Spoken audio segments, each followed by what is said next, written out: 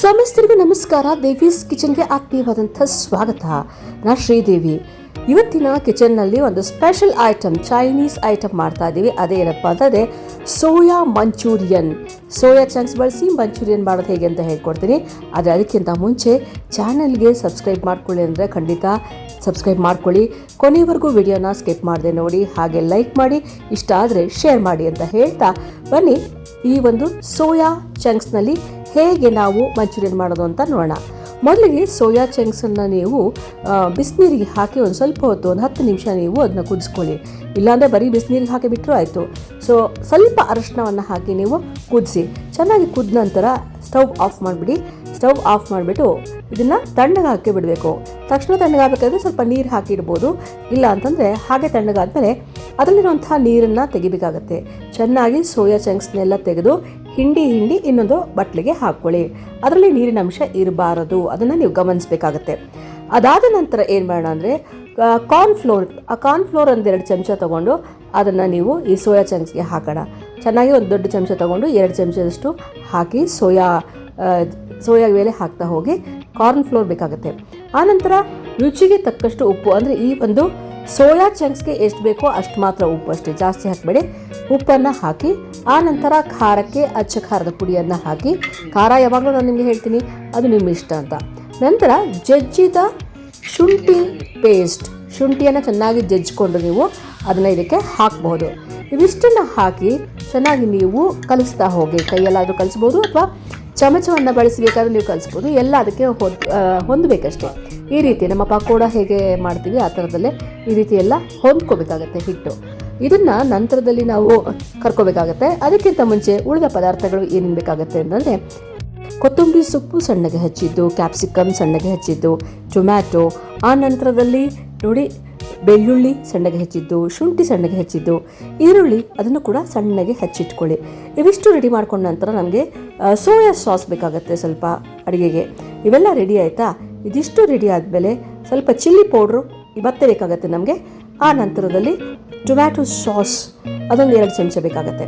ಈಗ ನಾವೇನು ಮಾಡೋಣ, ಕರ್ಕೋಬೇಕಾಗತ್ತೆ. ಆ ಸೋಯಾ ಚಂಕ್ಸ್ನ ನಾವೇನು ಕಾರ್ನ್ಫ್ಲೋರಲ್ಲಿ ಅದ್ದಿಟ್ಕೊಂಡಿವಲ್ಲ ಅದನ್ನು ಕರಿಬೇಕಾಗತ್ತೆ. ಒಂದು ಸ್ವಲ್ಪ ಎಣ್ಣೆಯನ್ನು ಹಾಕ್ಕೊಂಡು ಎಣ್ಣೆ ಕಾದ ನಂತರ ಆ ಸೋಯಾ ಚಂಕ್ಸ್ನೆಲ್ಲ ಚೆನ್ನಾಗಿ ನೀವು ಡೀಪ್ ಫ್ರೈ ಮಾಡಬೇಕಾಗತ್ತೆ. ಅದು ಬಹಳ ಮುಖ್ಯ. ಹಾಗಾಗಿ ಡೀಪ್ ಫ್ರೈ ಮಾಡ್ಕೊಳ್ಳಿ. ಎಲ್ಲ ಸೋಯಾ ಚಂಕ್ಸನ್ನು ಸ್ವಲ್ಪವಾಗಿ ಹಾಕಿಕೊಂಡು ಅದನ್ನು ಎಣ್ಣೆಯಲ್ಲಿ ಚೆನ್ನಾಗಿ ನೀವು ಕರ್ಕೊಳ್ಬೇಕಾಗತ್ತೆ. ಕರೆದ ನಂತರ ಅದನ್ನು ಸಪ್ರೇಟ್ ಕ್ರಿಸ್ಪಿಯಾಗಿರಬೇಕದು. ಯಾಕಂದರೆ ನೀವು ಕಾರ್ನ್ಫ್ಲೋರ್ ಹಾಕಿದ್ದೀರಲ್ಲ, ಆದ್ದರಿಂದ ಅದು ಸ್ವಲ್ಪ ಗಟ್ಟಿ ಬರಲಿಕ್ಕೆ ಅಂತಲೇ ಹಾಕಿರ್ತೇವೆ. ಚೆನ್ನಾಗಿ ಕರೀರಿ, ಕ್ರಿಸ್ಪಿಯಾಗಿರಬೇಕು. ಇದು ಕರಿತಾ ಇರುವಾಗ ನಾವೊಂದು ವಿಚಾರ ಹೇಳಬೇಕು. ಇದೇ ಪ್ರೊಸೀಜರಲ್ಲಿ ನೀವು ಎಲೆಕೋಸನ್ನು ಬಳಸಿ ಅಥವಾ ಕಾಲಿಫ್ಲವರ್ನ ಬಳಸಿ ಸೇಮ್ ಪ್ರೊಸೀಜರಲ್ಲೇ ನೀವು ಮಂಚೂರಿಯನ್ನ ಮಾಡಬಹುದು. ಪನ್ನೀರ್ ಕೂಡ ಇದೇ ರೀತಿ ಮಾಡಬಹುದು. ಅದರಿಂದ ಈ ರೆಸಿಪಿ 1 ನೋಡಿಕೊಂಡ್ರೆ ನೀವು 4 ನೋಡ್ಕೊಳ್ದಂಗೆ ಆಗುತ್ತೆ. ಸೊ ಇದೇ ಪ್ರೊಸೀಜರ್ಲಿ ನೀವು ಎಲೆಕೋಸು, ಪನ್ನೀರು ಅಥವಾ ಕಾಲಿಫ್ಲವರ್ ಯೂಸ್ ಮಾಡಿ ಮಾಡಬಹುದು ಅಂತ ಹೇಳ್ತಾ ಇದ್ದೀನಿ. ಸೊ ನೋಡಿದ್ರಾ, ಒಂದು ಅಡುಗೆಯಲ್ಲಿ ನೀವು 4 ಕಲ್ತಂಗಾಯಿತು. ಈ ಬಣ್ಣ ಬರಬೇಕು. ಈ ಬಣ್ಣ ಬಂದರೆ ಆಗಿದೆ ಅಂತ ಅರ್ಥ. ಕ್ರಂಚಿ ಆಗಿರಬೇಕು ನೋಡ್ಕೊಳ್ಳಿ. ಅದಾದ ನಂತರ ಅದನ್ನ ಬಟ್ಲಲ್ಲಿ ತೆಗೆದಿಡೋಣ.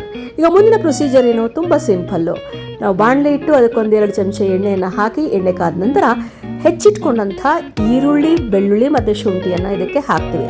ಹಾಕ್ಬಿಟ್ಟು ಅದನ್ನು ಚೆನ್ನಾಗಿ ಫ್ರೈ ಮಾಡ್ತಾ ಹೋಗಬೇಕು. ಬ್ರೌನ್ ಕಲರ್ ಅಂದರೆ ಚೇಂಜ್ ಆಗುತ್ತೆ, ಒಂಚೂರು ಈರುಳ್ಳಿ ಬಣ್ಣ ಚೇಂಜ್ ಆಗುತ್ತೆ, ಅಲ್ಲಿವರೆಗೂ ಅದನ್ನು ಹುರಿಬೇಕು.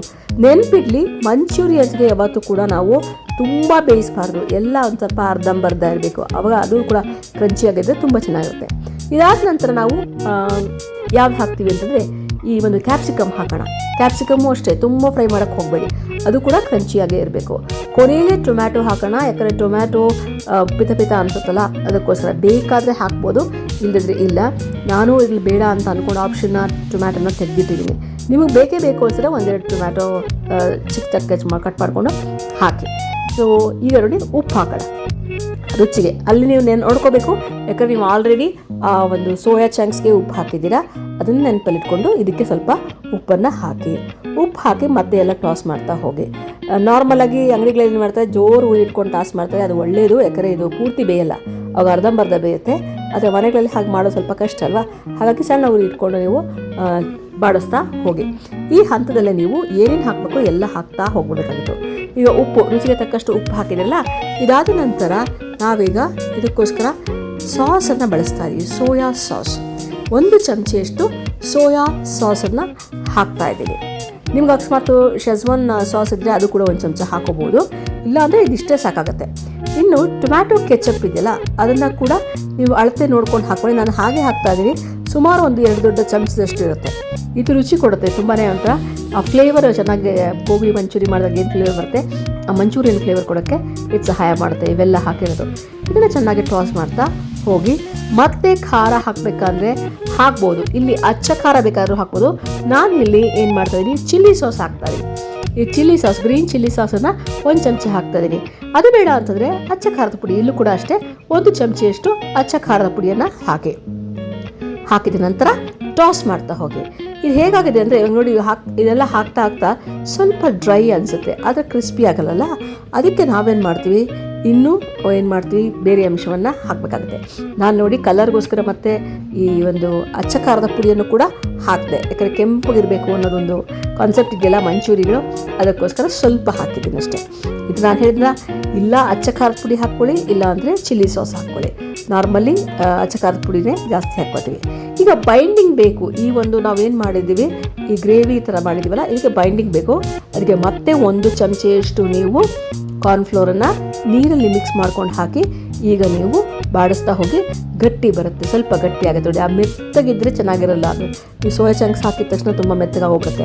ಅದಕ್ಕೋಸ್ಕರ ಬೈಂಡಿಂಗ್ಗೋಸ್ಕರ ನಾವೇನು ಮಾಡ್ತೀವಿ, ಕ್ರಿಸ್ಪಿಗೋಸ್ಕರ ಈ ಒಂದು ಕಾರ್ನ್ಫ್ಲೋರ್ ಹಾಕ್ತೀವಿ. ಇದನ್ನು ಹಾಕಿದಂತ ನೋಡಿ ಗಟ್ಟಿ ಆಗ್ತಾ ಬಂತು, ಆ ನೀರು ಅಂಶ ಎಲ್ಲ ಹೋಯಿತು, ಗಟ್ಟಿ ಆಗ್ತಾ ಬಂತು. ಸ್ವಲ್ಪ ಹಿಂಗೆ ಗಟ್ಟಿ ಆಗ್ತಾ ಇದೆ. ಇದೊಂದು ಚೂರು ನೀರಿನಂಶ, ಒದ್ದೆ ಅಂಶ ಇದೆ ಅನ್ನೋವಾಗ ಈ ಒಂದು ಎಲ್ಲ ಸೋಯಾ ಚಂಕ್ಸ್ನ ಹಾಕ್ಬಿಟ್ಟು ಈಗ ಸ್ವಲ್ಪ ಉರಿ ಜಾಸ್ತಿ ಮಾಡಿ ಟಾಸ್ ಮಾಡೋಕ್ಕೆ ಶುರು ಮಾಡಿ. ಟಾಸ್ ಮಾಡ್ಬೋದು, ಇಲ್ವಾ ಹೀಗೇ ಬಾಡಿಸ್ತಾ ಹೋಗ್ಬೋದು. ಸ್ವಲ್ಪ ಉರಿ ಜಾಸ್ತಿ ಮಾಡ್ಕೊಂಡು ಈಗ ಟಾಸ್ ಮಾಡ್ತಾ ಹೋಗಿ. ಈಗ ಟಾಸ್ ಮಾಡಿದ ತಕ್ಷಣ ಎಲ್ಲ ಕರೆಕ್ಟಾಗಿ ಅದಕ್ಕೆ ಹಚ್ಕೊಂಡಿದೆ ಅಂತ, ಎಲ್ಲ ಒಂದು ಸೋಯಾ ಚಂಕ್ಸ್ಗೂ ಚೆನ್ನಾಗಿ ಖಾರ, ನಾವೇನೇನು ಮಸಾಲೆ ಹಾಕಿದ್ದೀವಿ ಅವೆಲ್ಲವೂ ಚೆನ್ನಾಗಿ ಹತ್ಕೊಂಡಿದೆ ಅಂದ ತಕ್ಷಣ ನೀವು ಅದನ್ನು ಸ್ಟವ್ ಆಫ್ ಮಾಡ್ಬೋದು. ತುಂಬ ಟೈಮ್ ಏನು ತೊಗೊಳ್ಳೋದಿಲ್ಲ, ಬೇಗ ಹೊಂದ್ಕೊಂಡ್ಬಿಡುತ್ತೆ. ಸೋಯಾ ಚಂಕ್ಸ್ ಅಬ್ಸರ್ವ್ ಮಾಡ್ಕೊಳ್ಳುತ್ತೆ, ಬೇಗನೆ ಅಬ್ಸರ್ವ್ ಮಾಡ್ಕೊಳ್ಳೋದ್ರಿಂದ ಆಗೋಯ್ತು. ಇದನ್ನು ನಾವೀಗ ಕೆಳಗಿಳಿಸಿ ಅಲಂಕಾರಕ್ಕೆ ಒಂದು ಹಿಡಿಯಷ್ಟು ಕೊತ್ತಂಬರಿ ಸೊಪ್ಪನ್ನು ಮೇಲೆ ಹಾಕ್ಬಿಟ್ಟು ಅದ್ರ ಮೇಲೊಂದು ಸಾಸ್ನ ಡೆಕೋರೇಷನ್ ಮಾಡಿಬಿಟ್ಬಿಟ್ರೆ ಆಗೋಯ್ತು. ರೆಡಿಯಾಗಿದೆ ನೋಡಿ ಸೋಯಾ ಚಂಕ್ಸ್ ಮಂಚೂರಿಯನ್. ತುಂಬ ಚೆನ್ನಾಗಿರುತ್ತೆ ರುಚಿ. ಸೋಯಾ ಸಾಮಾನ್ಯವಾಗಿ ಒಂದು ಸ್ವಲ್ಪ ವಾಸನೆ ಬರುತ್ತೆ ಅಂತ ನಾವು ಬೇರೆ ಪದಾರ್ಥಗಳಲ್ಲಿ ಬಳಸಲ್ಲ, ತುಂಬ ಕಡಿಮೆ ಬಳಸ್ತೀವಿ. ಆದರೆ ಇದರಲ್ಲಷ್ಟು ಗೊತ್ತಾಗೋದಿಲ್ಲ. ಇದೆಲ್ಲ ನಾವು ಆಲ್ರೆಡಿ ಬೇಯಿಸಿದ್ದೀವಿ, ಅದರ ರಸ ತೆಗೆದಿದ್ದೀವಿ, ಅಂದರೆ ನೀರನ್ನ ಹಿಂಡಾಕಿದ್ದೀವಲ್ಲ, ಹಾಗಾಗಿ ಸೋಯಾದ ಆ ವಾಸನೆ ಏನು ಅದು ಅಷ್ಟೊಂದು ಬರೋದಿಲ್ಲ. ತುಂಬ ಚೆನ್ನಾಗಿ ಬರುತ್ತೆ, ಮಾಡಿ ನೋಡಿ ಅಂತ ಹೇಳ್ತಾ ಇನ್ನಷ್ಟು ಅಡುಗೆಗಳನ್ನು ಮುಂದಿನ ವಿಡಿಯೋಗಳಲ್ಲಿ ತೋರಿಸ್ತಾ ಹೋಗ್ತೀನಿ. ಇಷ್ಟ ಆದರೆ ಲೈಕ್ ಮಾಡಿ, ಶೇರ್ ಮಾಡಿ, ಮರೆಯದೆ ಸಬ್ಸ್ಕ್ರೈಬ್ ಮಾಡಿ, ಹೊಸಬರೊಂದಿಗೆ ಹೆಚ್ಚಾಗಿ ಹಂಚಿಕೊಳ್ಳಿ ಅಂತ ಹೇಳ್ತಾ ಮತ್ತೆ ಸಿಗೋಣ. ನಮಸ್ಕಾರ.